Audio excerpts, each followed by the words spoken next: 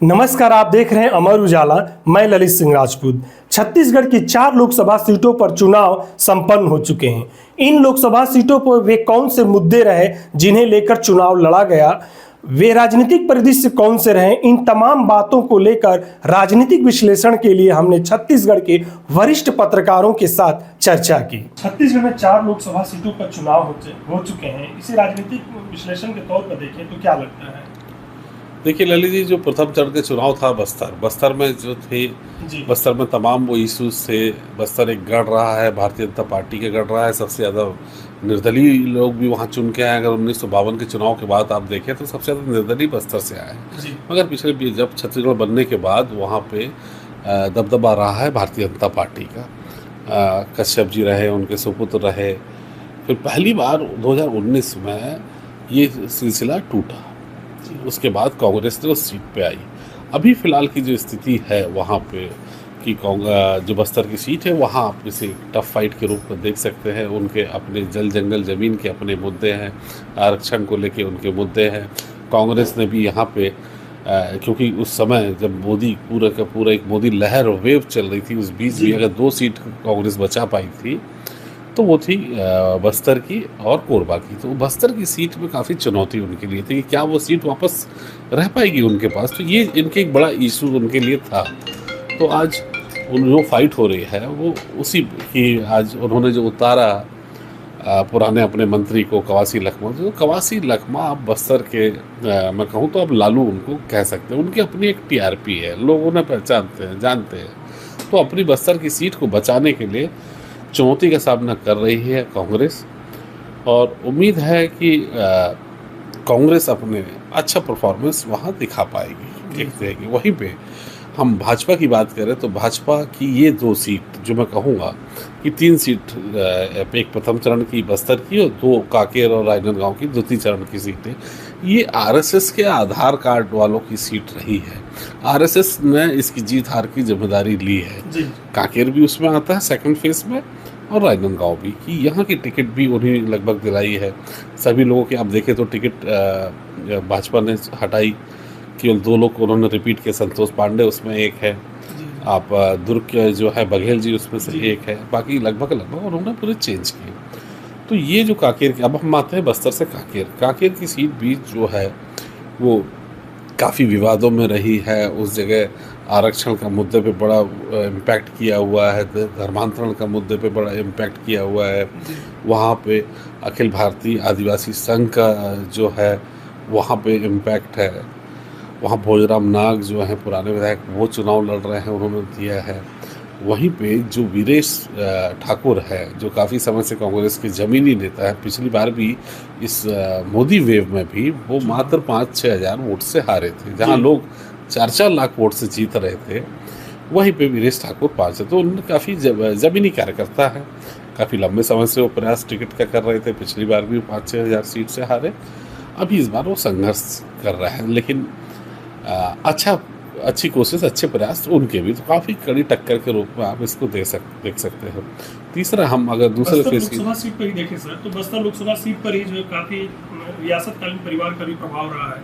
इस बार उनके जो राजा हैं वो भी बीजेपी के साथ दिख रहे हैं। बीजेपी के साथ दिख रहे हैं, प्रचार प्रसार करते। बिल्कुल। देखिए उनका काफ़ी अपना एक राजा, अब वो है उनके ईश्वर के तुल्य वहाँ मानते हैं।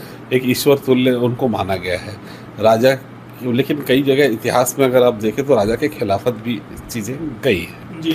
हालांकि बस्तर में राजा जिनके करीब बहुत ज़्यादा, राजा जिनको समर्थन करते हैं, अब चूंकि लोकतंत्र है, राजा सही गई, लोगों को उतना रिस्पॉन्स अब उनको नहीं मिलता।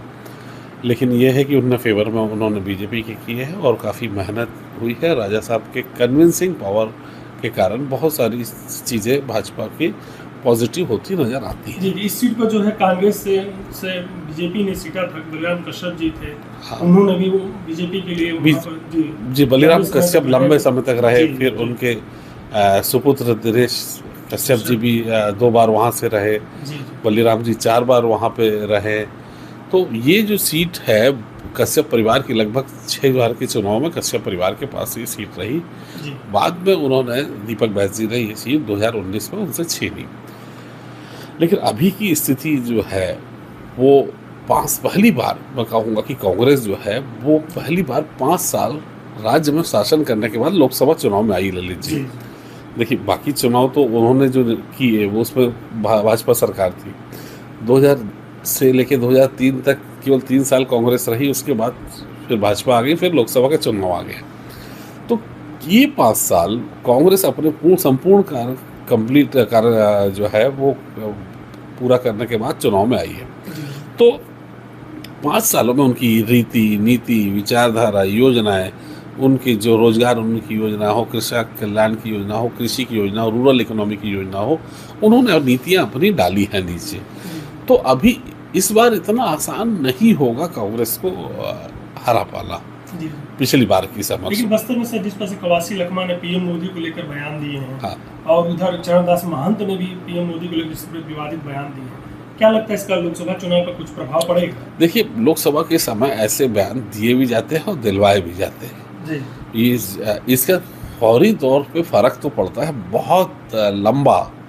देखिए आप और हम अब बात करें तो हम बहन जी ने बोला क्या था जी, वो भी आप और हमको याद हो जाए, यही बहुत बड़ी बात होती। जमीन मेरे लेके इसको कोई बहुत बड़े मैसेज होते नहीं, ये एक नैरेटिव सेट करने की कोशिश ज़रूर होती है, लेकिन वो नीचे स्तर तक जा नहीं पाती और फिर वो 2-4 दिन में आदमी से ज़्यादा मायने नहीं रखती है। तो मुझे नहीं लगता कि इन उलूल जुलूल बयानों के कारण कोई बड़ा इम्पैक्ट इन सीटों पे हो सकता है।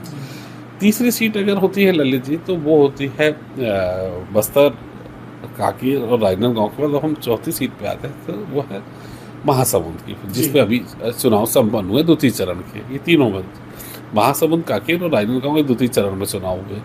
महासमुंद की स्थिति है कि उन्होंने अपने पूर्व विधायक जो है रूप कुमार चौधरी, उनको उन्होंने टिकट दिया।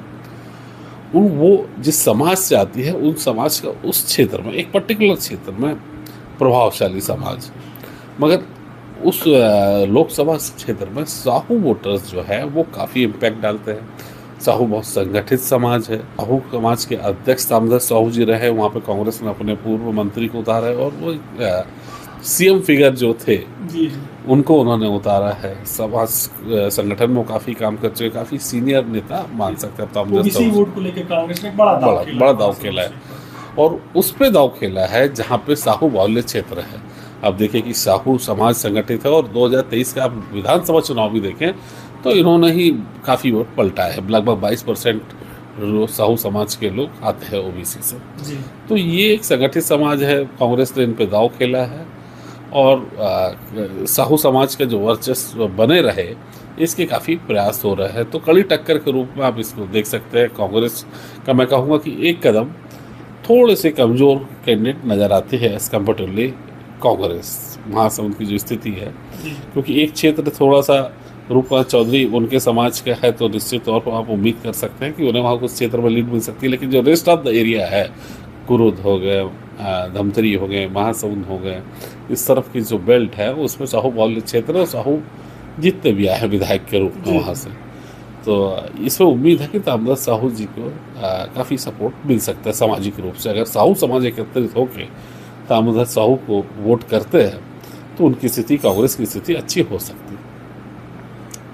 जिस प्रकार विधानसभा चुनाव में पीएम मोदी के चेहरे पर भी चुनाव लड़े गए थे, इस बार भी लोकसभा चुनाव में भी चूंकि लोकसभा चुनाव है तो पीएम मोदी के चेहरे पर लड़े जा रहे हैं, तो कुछ नए जो कैंडिडेट हैं क्या उनको भी लाभ मिल सकता है इसका?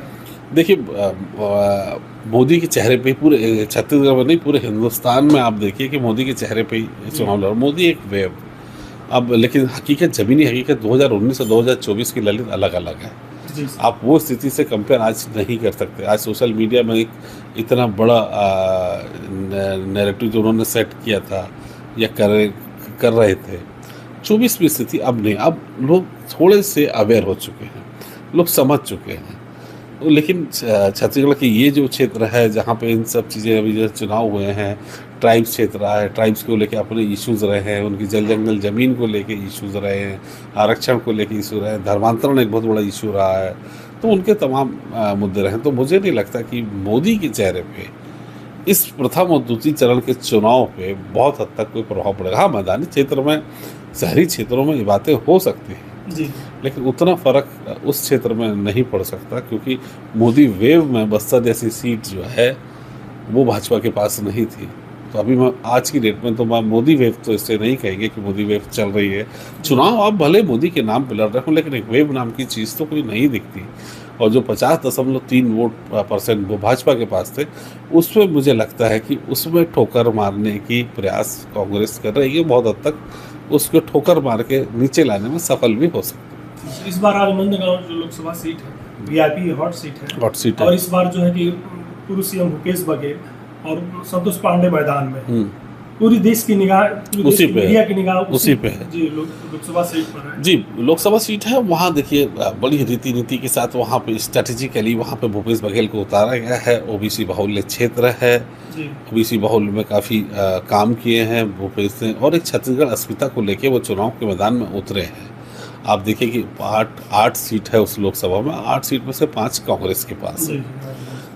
ओबीसी बाहुल्य क्षेत्र है, भूपेश ने काफ़ी काम किए। भूपेश सरकार ने ओबीसी की जनगणना की बात भी की है, छत्तीसगढ़ अस्मिता की बात की है, और पूर्व सीएम भी है, तो उनका अपना एक ऑरा है, अपनी उनकी खुद की टीआरपी है, उनकी कई योजनाएं हैं, किसानों को लेके काफ़ी उन्होंने लाभ पहुंचाया है। आज हम ये बात तो है कि ललित, अगर हम किसानों की जो आय को लेके अगर हम बात कर रहे हैं, खड़गे ने भी सर कहा था, कल सभा भी ली जी। थी कि छत्तीसगढ़ में सबसे ज्यादा भारत में यदि स्कीम देने वाला प्रदेश है तो छत्तीसगढ़ है। भूपेश बघेल हाँ। जैसा दिया। देखिए, आज मैं किसी का फेवर नहीं करूंगा, लेकिन कोई चीज़ अच्छी है तो मैं कहूँगा कि आज 2500 भी दाम अगर उनको मिला है किसानों को, जी, 1800 से 2500 हुआ है या बोनस मिला है, तो वो कांग्रेस सरकार की इसकी बात जानता हूँ। और 2500 से जी 3100 में भी भाजपा ने अगर किया है तो उसका श्रेय तो भूपेश बघेल को जाना चाहिए, कांग्रेस सरकार को जाना चाहिए, क्योंकि उन्होंने किसानों को एक आर्थिक स्थिति से दृढ़ करने के लिए,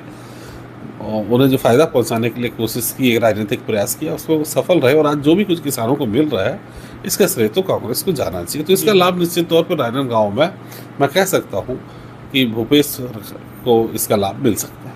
लेकिन देखा जाए सर, इस चुनाव में जिस प्रकार से कांग्रेस में सिरफटोगल की स्थिति है, भीतरघात भी देखे जा रहे, कई नेता जो है पार्टी के जो है लेटर भी लिखे हैं, और जिस प्रकार से राजनांदगांव सीएम भूपेश बघेल के सामने ही खुल के जी जी जी देखिए, कुछ चीज़ें तो क्या प्रभाव देखिए, कुछ चीज़ें तो कांग्रेस में खुला खेल फर्रुखाबादी रहता है। आप देखिए कि वहाँ कोई चीज़ की जो है पारदर्शिता इतनी स्पष्ट है कि कई बार तो बंद कमरे की बातें भी बाहर आ जाती है। आप देख ही रहे हैं आज जो चल रहा है, आज जो हालिया हालात है, तो उससे तो जाहिर है कांग्रेस में इन सब चीज़ों को बड़ा लाइटली लिया जाता है।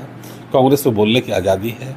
यहीं पे थोड़ा सा अनुशासन जो है भाजपा में है, और अनुशासन बहुत ज़रूरी भी है राजनीतिक दलों में, जो कि कांग्रेस में नज़र नहीं आता। हालांकि स्पष्ट रूप से उन्होंने बोला, उनसे सवाल जवाब भी हुए, उन्हें शो का नोटिस भी हुआ, दास जी जो उन्होंने बोला, जो उस दिन उन्होंने बोला, लेकिन उसके बावजूद भी बहुत फ़र्क पड़ता हुआ नज़र नहीं आ रहा। लेकिन कांग्रेस में बहुत सारे कांग्रेस तो वहाँ गए, बड़े बड़े कांग्रेस के बड़े नेता इन 2 महीने में 3 महीने में आप देख रहे होंगे कि लगातार बड़े बड़े लोग कांग्रेस के बड़े बड़े आए लोग। वो जो स्टार प्रचारक वो तो आई, जो राजनीतिक धर्मांतरण जिन्होंने किया वो काफ़ी तादाद में किया। हालांकि पूरे हिंदुस्तान में राजनीतिक धर्मांतरण हो रहा है। नहीं, धर्मांतरण का अलग मुद्दा, मैं इसे राजनीतिक धर्मांतरण करता हूँ कि आप कांग्रेस से भाजपा में शिफ्ट हो रहे हैं, तो काफ़ी लोग इस वक्त शिफ्ट हुए चुनाव दौरान में। बावजूद उसके मुझे ये लगता है कि जनता थोड़ा सा इस कांग्रेस के संघर्ष को देख रही है और थोड़ा उन्हें तवज्जो देने की कोशिश है। तो टक्कर के रूप में आप, चूँकि एक उनमें निष्क्रियता का भी आरोप है संतोष पांडे पे कि वो अपने क्षेत्र में बहुत दिखे नहीं हैं। कवर्धा में उन्होंने बहुत देखा, उनको नहीं गया। जिस तरीके से वो जो बेल्ट है वो बड़ी परेशानी के दौर से जो गुजरे है वो लोकसभा, उसमें तो उनको निष्क्रियता का भी तमगा उनके ऊपर लगा हुआ है। तो कुछ एक टफ फाइट के रूप में आप दोनों तीनों सीटों को देख सकते हैं। जो आप सेकंड जो फेज़ में जो चुनाव हुए, इसको आप टफ फाइट के रूप में देख सकते हैं। इतना आसान नहीं होगा भारतीय जनता पार्टी को वहाँ से जीत के आना। जो बाकी सीटें हैं जहाँ पे आप मान सकते हैं कि यहाँ पे नंबर वोटर्स की लड़ाई है, चाहे वो दुर्ग की हो, जिनमें चुनाव होने हैं, दुर्ग की हो, रायपुर की हो, रायगढ़ की हो, बिलासपुर की हो, यह नंबर ऑफ वोटर्स से कितने वोट से भाजपा जीत के आती है, ये लड़ाई उसकी है।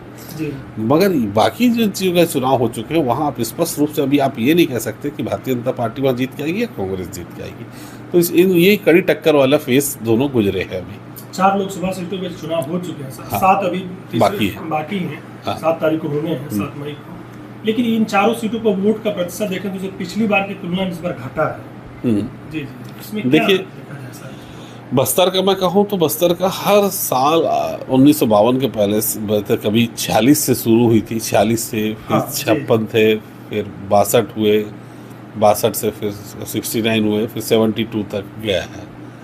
तो जी। आप ये, लेकिन क्या आप ये देखिए कि वोट प्रतिशत बढ़े, तो वोट प्रतिशत बड़े होने के मायने ये नहीं होते कि वर्तमान मेंबर ऑफ पार्लियामेंट के विरुद्ध में वोट जा रहे हैं। जी अब देखिए, वोट प्रतिशत बस्तर में लगातार बढ़ा, लेकिन देखिए कैंडिडेट वही जीतते आए हैं जो सीटिंग मेंबर ऑफ पार्लियामेंट थे। जी तो वोट बढ़ने से और वोट घटने से जो आप और हम केमिस्ट्री लगा रहे हैं, जो हम गणित लगा रहे हैं कि इन्हें फ़ायदा होगा, इन्हें नुकसान होगा, वो उतना अब अंगणित जो है, मुझे नहीं लगता कि ये हमको उस दृष्टि से, उस रूप से देखना चाहिए कि अगर वोट कम पड़े हैं तो विपक्ष को फ़ायदा होगा, वोट ज़्यादा पड़े हैं तो पक्ष को फ़ायदा। ये जो कैलकुलेशन है, अभी मैं इसको धराशायी मानता हूँ। जी जी।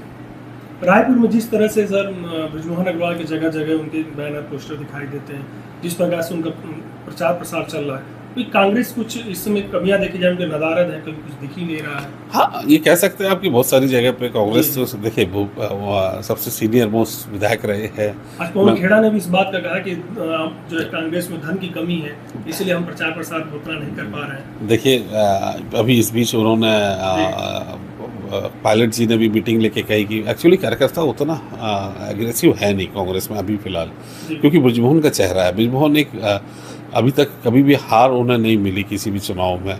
मेंबर ऑफ पार्लियामेंट का पहली बार चुनाव लड़ रहे हैं। अब रायपुर का जहाँ तक नंबर है, तो यहाँ पे आप कितने वोट से जीत के आते हैं, क्या पुराना रिकॉर्ड वो तोड़ पाएंगे? लड़ाई अब इस बात की ललित जी जी, उनकी लीड को लेकर। पिछले लीड को लेकर, पिछली बार जो 348 की लीड थी भाजपा के मेंबर ऑफ पार्लियामेंट की, इस बार 348 को क्या बृजमोहन 5 कर पाएंगे? लड़ाई उसकी है। एक मेहनती, एक योद्धा के रूप में वो चुनाव लड़ते हैं, चाहे वो लोकसभा का हो चाहे विधानसभा का हो। लोकसभा में थोड़ा सा उतना एग्रेशन नहीं होता उम्मीदवार का, लेकिन फिर भी बड़ी मेहनत करके वो चुनाव लड़ रहे हैं और मुझे लगता है कि बहुत अच्छी स्थिति, 5 लाख के आसपास की स्थिति से भी वो लीड के लिए जो फाइट कर रहे हैं, रायपुर में तो संभव दिखती है, क्योंकि रायपुर पहले से भी लगातार रमेश बैस के वक्त से भाजपा का गढ़ रहा है। तो जीत तो आप उसकी संभावना ज़्यादा, और एक हैंडसम, मुझे लगता है इस बार पिछली बार के भी रिकॉर्ड के साथ वो आ सकते हैं। अभी 7 मई को भी जो है कि कोरबा लोकसभा सीट पर भी चुनाव होने हैं, वहाँ पर स्थानीय और बाहरी वाला जी मुद्दा है। देखिए, वहाँ पे आप उन्होंने अपने जो है राष्ट्रीय स्तर के नेता को उन्होंने उतारा भारतीय जनता पार्टी ने, उन पर लेकिन तमगा लगा हुआ है कि एक तो बिहारी है और एक बाहरी है। ये तमगा हालांकि जो लोकल वाइज आती है, हम लोग जब कवर करने के बात करने जाते हैं तो आप देखिए, लेकिन वहाँ पे कांग्रेस के जो महंत जी हैं, महंत जी एक बार जीतते हैं, एक बार हारते हैं, एक बार जीतते हैं, एक बार हारते हैं, लगातार उनके साथ ऐसा रहा है। आप देखेंगे, अब उनकी पत्नी जो है ज्योत्सना महंत जी सांसद है, उन्होंने 2019 में, फिर मैं कहूँगा कि मोदी वेव में वो चुनाव जीत के आई, 26,000 वोट से लगभग वो जीत के आई हैं। इस बार जो है उन्हें, लेकिन देखिए आप पूरी की पूरी सीट जो विधानसभा में 18 में कांग्रेस के पास थी, वहीं पे आप देखिए कि 19 में जो है वो वहाँ से वो जीत के आ रही ज्योत्सना महंत जी। लेकिन आज की स्थिति में जो उनके पुराने विधायक हैं, उनकी जो शून्यता है, एक वैक्यूम वहाँ बना हुआ था, उनकी जो अग्रवाल जी की जो निष्क्रियता की वजह से उन्हें नुकसान हो सकता है। हालांकि महंत जी बहुत तेज राजनीतिज्ञ हैं, अच्छी पकड़ है उस क्षेत्र पर उनकी, उनका भी जनाधार देखने को मिला। लेकिन उनके ही साथी जो मंत्री रहे हैं अग्रवाल जी, उनकी निष्क्रियता को लेके मुझे लगता है कि यहाँ पे उनको थोड़ी सी तकलीफ हो सकती है कांग्रेस को। ये आप देखिए, वहीं पे एक तेज सर्रार जो मेयर भी रही, सांसद भी रही, विधायक भी रही हैं, उसको उन्होंने उतारा। उनके साथ काफ़ी पॉजिटिव ये जाता है कि बोलने में बहुत तेज है, मुखर है, क्षेत्र की आवाज़ उठाते आई। और कांग्रेस थोड़ी सी अभी मनोबल बोले ललित, तो इनका अभी थोड़ा सा घिरा हुआ है, ये आप कह सकते हैं। तो कोरबा में मतलब टक्कर तो देखी जा रही है, लेकिन मैं कहूँगा कि भाजपा अपर एंड पे आप बोल सकते विधानसभा चुनाव से लेकर अभी लोकसभा चुनाव तो बीजेपी के मनोबल बढ़े हुए हैं, बिल्कुल नो डाउट बढ़े हुए हैं, और बहुत तेज एग्रेसिव चुनाव लड़ रहे हैं, पूरे का पूरा एक संगठन चुनाव लड़ रहे हैं। वहाँ पे कोरबा में आप देखिए कि दो मंत्री लखनलाल देवांगन और अभी हालिया सर इंदौर का भी देखा जाए तो जो इंदौर में प्रत्याशी ने अपना वो कर दिया था सर, जो नौटंकी वहाँ देखने को अभी, लेकिन छत्तीसगढ़ में जिस प्रकार से भूपेश बघेल की आक्रामक शैली देखी जाती है जी, भूपेश बघेल एक एग्रेसिव बैट्समैन है, वो तेज फ्रंट फुट पे खेलना जानते हैं जी। और जो आप इंदौर की बात कर रहे हैं, इंदौर में, सूरत में, खजुराहो में और चंडीगढ़ में, देखिए ये चीज़ें तो मैं कहूँगा कि डेमोक्रेसी की जो जिस प्रकार से हत्या हो रही है, लोकतंत्र की हत्या हो रही है, लोकतंत्र का जो मरसिया पड़ा जा रहा है, ये आने वाले समय के लिए, हिंदुस्तान के लिए, लोकतंत्र के लिए ठीक नहीं है। पहले चरण में बस्तर लोकसभा सीट पर चुनाव संपन्न हो जाए, राजनीतिक विश्लेषण के तौर पर देखें, राजनीतिक परिदृश्य से देखें तो कैसा लगता है? देखिए बंधुवर, लोकसभा चुनाव चल रहे हैं और 4 सीटों पर अभी यहाँ पर मतदान हुआ है और 7 सीटों पर मतदान बचा हुआ है। छत्तीसगढ़ राज्य बनने के बाद अगर आप यहाँ के राजनीतिक परिदृश्य को हम देखें तो बीजेपी ज़्यादा इम्प्रूव रही है, वो 6 से 7 सीटें जीतती रही है। कांग्रेस ने कभी 4 सीटें जीती थी, 3 से 4, बाद में वो घट करके 2 और 1 तक पहुँच गया था। इसलिए ऐसा लग रहा है कि छत्तीसगढ़ में कांग्रेस के लिए चुनौतियां ज़्यादा हैं पिछले 24 सालों से, क्योंकि लोकसभा चुनाव में उसकी सीटें 1-2 से ज़्यादा नहीं बढ़ पा रही हैं। तो पार्टी को ये तय करना होगा कि वो नारा, नीति और नेतृत्व, जिस मामले में बीजेपी बहुत आगे है, उसे कांग्रेस कैसे इस बार सुधार पाती है। ये परिणाम इस बात का एक तो गवाह बनेंगे। दूसरी बात ये कि मोदी की गारंटी चल रही है, इसके सामने में छत्तीसगढ़ से कौन सा चेहरा है कांग्रेस का जो मोदी की गारंटी का या मोदी के बराबर खड़ा हो सके, जिसके आधार पे कांग्रेस को वोट मिले, वोट इन्फ्लुएंस हो। ऐसा कोई बड़ा चेहरा अभी है कांग्रेस के पास, लेकिन वो खुद भी चुनाव लड़ रहे हैं। तो कांग्रेस की तरफ से जो दिग्गज बड़े चेहरे हैं, प्रदेश कांग्रेस अध्यक्ष दीपक बैज हैं, पूर्व मुख्यमंत्री भूपेश बघेल हैं, राजा TS सिंहदेव हैं, जो सरगुजा सीट पर उनकी साख दांव पर है। तो ये चुनाव यदि कमज़ोर पड़ते हैं कांग्रेस के लिए तो जो प्रदेश की जो राजनीति है उसमें खलबलाहट होगी। चरणदास महंत हैं, नेता प्रतिपक्ष हैं, लेकिन उनकी पत्नी कोरबा से चुनाव लड़ रही है। दीपक बैज की भी साख बस्तर में लगी हुई है क्योंकि वो बस्तर से आते हैं। तो ये तय ऐसा होगा कि अगर कांग्रेस यहाँ से चुनाव बुरी तरह हारती है तो इन बड़े नेताओं, दिग्गज नेताओं के भविष्य पर सवाल खड़े होंगे। लीडरशिप एक नई तरह की उभर करके सामने आ सकती है। जहाँ तक बीजेपी का सवाल है, उसके पास खोने के लिए कुछ नहीं है। विधानसभा चुनाव में उसकी सरकार बन चुकी है और लोकसभा चुनाव में यदि वो बहुत ज़्यादा सीटें जीतती है, 9 सीटें तक जीत जाती है, तो भी बीजेपी के पास खोने के लिए कुछ नहीं है। ये है कि कुछ 1-2 सीटें बीजेपी को कम मिल सकती हैं। हालांकि वो 11 का दावा कर रही है, पर मुझे लग रहा है कि पार्टी जो है 9 से 10 सीटों तक पहुंच सकती है। तो इससे ये होगा कि, लेकिन इतना जरूर है कि मुख्यमंत्री विष्णुदेव साय जो रायगढ़ और सरगुजा का प्रतिनिधित्व करते हैं, वहाँ उनकी साख दांव पर होगी। अलकमान सवाल तो पूछेगा कि अगर हारे तो क्यों हारे लेकिन अगर जीतते हैं तो विष्णुदेव साय के जो आलोचक हैं बीजेपी पार्टी में और दूसरे विपक्षी दलों में, जो ये कह रहे हैं कि कुछ बदलाव हो सकता है, उस पर विराम लग जाएगा। इसी तरह बीजेपी के और भी दिग्गज नेता हैं, उनकी साख भी दांव पे। सरोज पांडे कोरबा से चुनाव लड़ रही हैं, बड़ी राष्ट्रीय नेत्री हैं, उनका भी भविष्य दांव पर है। इसी तरह और भी जो मंत्री हैं जिनको काम दिया गया है सभी 11 सीटों पर, वो उनके बीच भी कहीं ना कहीं एक डर है कि अगर चुनाव का परिणाम कुछ आशानुकूल नहीं आया तो मंत्रिमंडल में फेरबदल हो सकता है। दो मंत्री के को नए सिरे से पार्टी सरकार में ला सकती है। तो इसके लिए बहुत से जो दावेदार चेहरे हैं उनके बीच ये प्रतिस्पर्धा है कि किस तरह से ज़्यादा लीड दे करके पार्टी को जिताया जाए। तो बीजेपी में तो यही होगा कि प्रदेश का जो नेतृत्व है उसमें हम कुछ बदलाव आने वाले चुनाव के परिणाम के बाद देख सकते हैं। जिस प्रकार से कवासी लखमा ने PM मोदी को विवादित बयान दिया, उससे क्या लगता है पार्टी को कुछ नुकसान या हो सकता है? कवासी लखमा तो प्रदेश के लालू यादव माने जाते हैं। वो जो अगर गंभीर बात को भी कहते हैं तो लोग उसको हंसी में लेते हैं। देखिए, कवासी लखमा प्योर आदिवासी नेता हैं और उनका काफ़ी जनाधार है। मेरे ख्याल से पांचवी बार वो विधायक बने हैं और फिर से चुनाव लड़ रहे हैं, सांसद का भी बस्तर से चुनाव लड़ रहे हैं। तो लोग उनके बयानों को बहुत गंभीरता से नहीं लेते हैं। बस देखना ये होगा कि ये जो नेता हैं, जो सांसद हैं, जो विधायक हैं, ये कार्यकर्ता जो कांग्रेस की नई पीढ़ी है उसको लीड करते हैं। तो ये नई पीढ़ी उनसे क्या सीखेगी कि आप अपने विपक्षियों पर किस तरह की भाषा का इस्तेमाल कर रहे हैं। ऐसी भाषाओं के इस्तेमाल से बचना चाहिए, क्योंकि वो जनता को भी पसंद नहीं आता है और पार्टी को भी उसका खामियाजा भुगतना पड़ता है। तो कवासी लखमा को यही कह सकते हैं कि वो भविष्य में इस तरह की भाषा को थोड़ा सा रोकेंगे। हालांकि उसका जवाब बीजेपी से भी वैसा ही आ जाता है, लेकिन सवाल यह है कि शुरुआत तो आपने की थी। तो कवासी लखमा का बयान जो है वो हमेशा चर्चा में रहता है और वो ऐसा माना जाता है कि टीआरपी बटोरने के लिए वो इस तरह के बयान देते हैं और उसका उनको फ़ायदा भी मिलता है। पिछली बार की अपेक्षा इस बार वोट का प्रतिशत कुछ घटा है, इसे किस रूप में देखेंगे? देखिए बंधुवर, उसके बहुत सारे कारण हैं। गर्मी तो एक बड़ा कारण है जो लोग मान रहे हैं। इसके अलावा एक जो राजनीतिक दल हैं जो वादे करते हैं जनता के साथ, जब वो पूरे नहीं होते हैं, जब अपराध बढ़ते हैं, जब कानून व्यवस्था ध्वस्त होती है, जब आपके ऊपर ज़रूरत से ज़्यादा टैक्स वगैरह लाद दिया जाता है, तो जनता परेशान होती है। आम मतदाता कहता है कि कोई मतलब नहीं है देने से, एक निराशा मन में आ जाती है।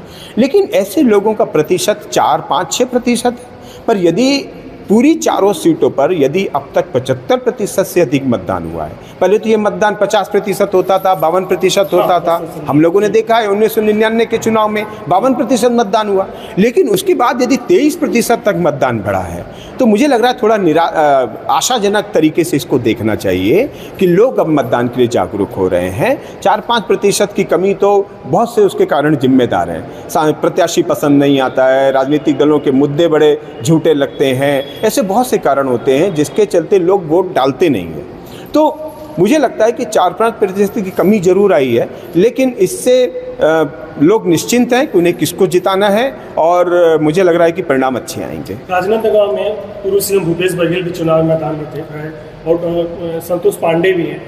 कैसे देखते हैं वहाँ पर जो जिस प्रकार से सीएम मंच पर थे और वहाँ पर कुछ कांग्रेसियों ने अपनी व्यथा को बताई, पीड़ा को बताया, किस तरह से उन्हें 5 साल उनसे मिलने के लिए तरसने पर, ये क्या लगता है इस तरह से ऐसे रुझान आते हैं जब आप सत्ता में रहें, 5 साल रहते हैं या 15 साल रहते हैं, और जब आप चुनाव हार जाते हैं तो जो लोग जिनकी महत्वाकांक्षा पूरी नहीं हो पाती है सरकार से या पार्टी से, तो उनकी ये भड़ास उनकी निकलती है। और जब ये भड़ास निकलती है तो उनका गुस्सा उन्हीं लोगों पे उतरेगा जो उसको लीड कर रहे थे। तो ये नई बात नहीं है, ये राजनीति में हमेशा है और इसकी शिकार कांग्रेस भी होती है और भाजपा भी होती है। लेकिन चुनाव के ठीक वक्त इस तरह के बयान आना कहीं न कहीं पार्टी को में कार्यकर्ताओं को हतोत्साहित, डिमोरलाइज करता है और कार्यकर्ताओं के बीच एक भ्रम फैलाने का काम करता है। तो इसका खामियाजा कांग्रेस को तो भुगतना पड़ेगा, वो पूर्व मुख्यमंत्री भूपेश बघेल को भी भुगतना पड़ सकता है। लेकिन उनकी कुछ खासियत भी रही है भूपेश बघेल की कि उन्होंने ज़्यादा रिएक्ट किया नहीं इस मुद्दे पर और कार्यकर्ताओं को संभालने में लगे रहे। आप देखिए कि आज बोरेबासी का कार्यक्रम था, सबसे पहले भूपेश बघेल जी ने आए और अपनी सेल्फी डाल दी। उन्होंने बोला कि हम राजनीतिक अवसरवाद नहीं देखते हैं इसमें, अब मनाया था हमने त्यौहार तो हम आज भी इसको मनाएंगे, हम मुख्यमंत्री रहें चाहे न रहें। तो भूपेश बघेल एक कद्दावर नेता हैं, जनता के बीच उनका समर्थन है। पूरी कांग्रेस को उन्होंने सत्ता में लेकर के आए, प्रदेश कांग्रेस अध्यक्ष भी रहे वो।